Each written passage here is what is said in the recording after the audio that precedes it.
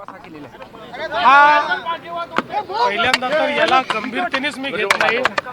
याचं कारण त्यांच्याकडे दाखवायला काही नाही, 25 वर्षात काही काम केलं नाही, त्यामुळे अफवांचा बाजार उठवून आपल्याला मतं मिळू शकतील असं जे त्यांना वाटतंय।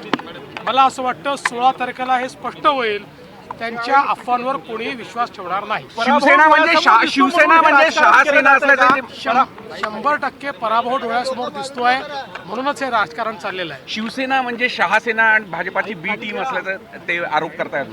पहिल्यांदा थोडी बोलले, ते अनेक वेळा बोलले।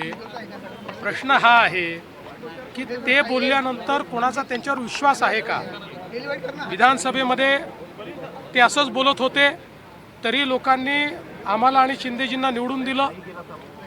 नगरपालिकेमध्ये पुन्हा आम्हालाच निवडून दिलं, आता महानगरपालिकेत जनता आम्हालाच निवडून दिली।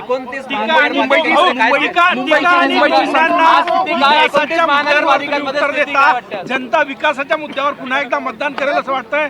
जनता टोमण्यांवर मतदान करणार नाही, जनता टीकेवर मतदान करणार नाही, जनता विकासावरच मतदान करेल। 29 महानगरपालिकेमध्ये माझा असा कयास आहे की 29ही महानगरपालिकेत आमची स्थिती चांगली आहे।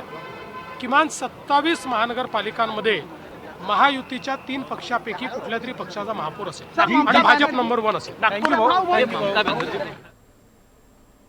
विरोधकांना पराभव डोळ्यासमोर दिसतोय, जनता टोमण्यांवर मतदान करणार नाही, विकासावर मतदान करेल असं देवेंद्र फडणवीस यांनी म्हटलंय।